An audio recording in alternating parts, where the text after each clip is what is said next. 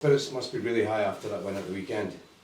Yeah, spirits and confidence. It's a deserved win.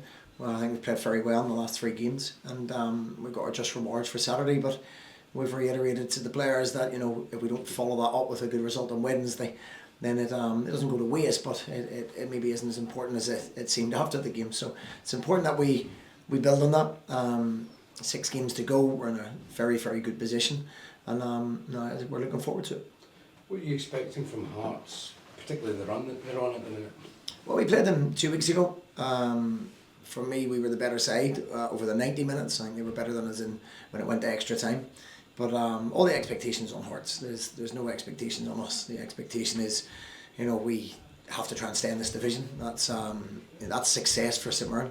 For Hearts, success for them is being a top 3 and 4 side. So we don't need to play with any pressure in these next 6 games. We're going to go and enjoy them. We've got a goal that we want to achieve. We believe we can achieve.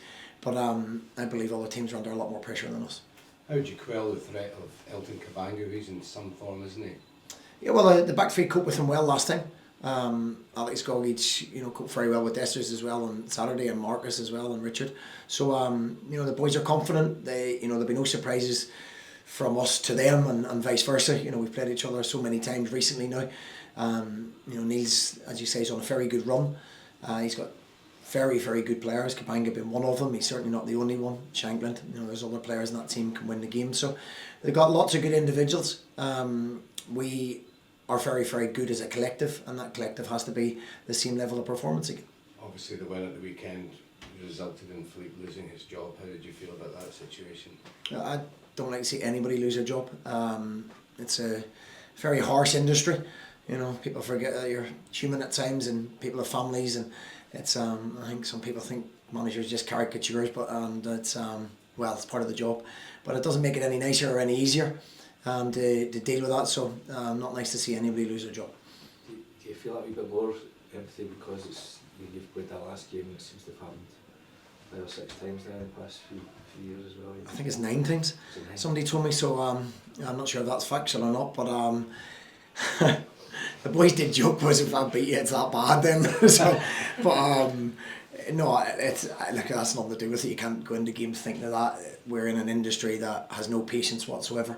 There's a lot of good managers lose their jobs, and if they choose to, they'll come back into it again. So it's as I say, it's the human side of it's not nice that it's families and kids and people involved in it that don't choose to be in football. But that's life, I suppose, and you just have to deal with it as best you can. Go back to what you were saying about the pressure of your Hearts, not on you. I mean, would this be the greatest achievement if you managed to get the top 6 this time? I know the first time in 30 years or years was a great achievement. Repeating it was a brilliant achievement, but this season you've got Dundee United, Aberdeen up there doing well, Hearts and Hibs in good form as well. Is it going to have to be defying the odds even more this time as well? For me, it would be the biggest achievement, yeah. Not for the reasons that you said. There's resources way beyond our dreams. I've said numerous times we shouldn't be competing with these teams we are, so it's an absolute credit to the players. The things that have happened off the pitch this season, the lack of a training facility. Even now, we're still training Astro. Lots of different issues off the pitch, losing players. That would make it the biggest achievement for me personally. For this group of players, they believe they can do it. We believe we can do it. And as you say, you'd be absolutely defying the odds to do that. Stephen, you've managed in the top flight in Scotland for a number of years here at Motherwell. What's unique to Scottish football? I'm just trying to think back to Philippe Clement and kind of, you tried, but is Scottish football just a unique game, unique to master? I think that the size of the league is a real issue, that you're under pressure consistently.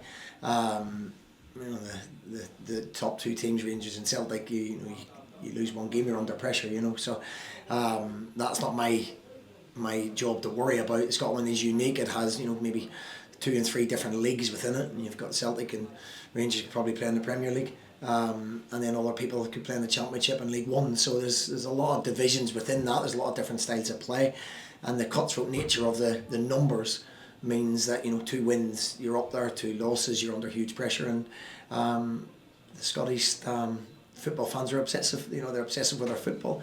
which is great. But you certainly don't get a lot of leeway when you lose games, so you live with constant pressure. He seemed very determined to try and get it right. Do you see him coming back in the game? Yeah, I've no doubt. You know, Philippe was a very nice man, always very respectful to myself. And you know, I think every manager feels sympathy for each other. And I've no doubt he'll come back. He's proved before what a good manager he is, and I've no doubt he'll be back if he chooses to, at a good level and showing how good a manager he is. What's your squad news? Any players potentially coming back? Evan Mooney's a strange one. You know, he's seen a specialist, so he'll require surgery.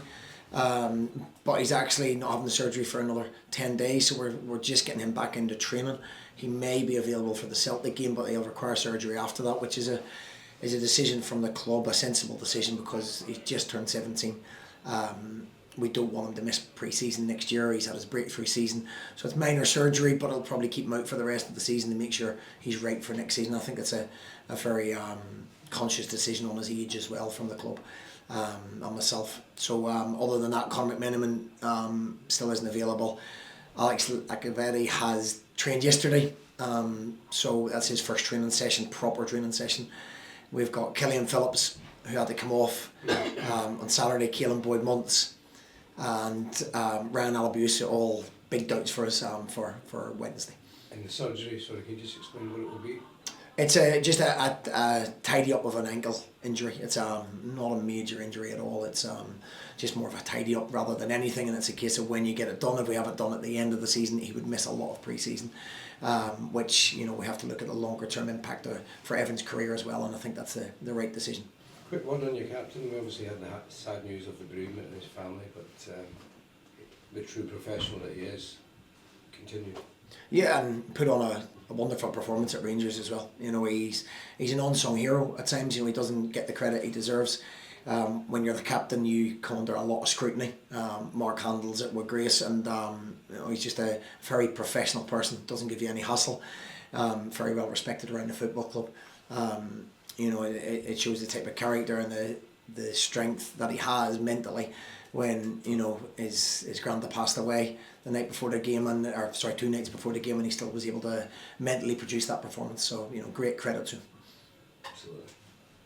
Okay. Great. Cheers. Thank you. Cheers. Man, ladies, thank you. Cheers.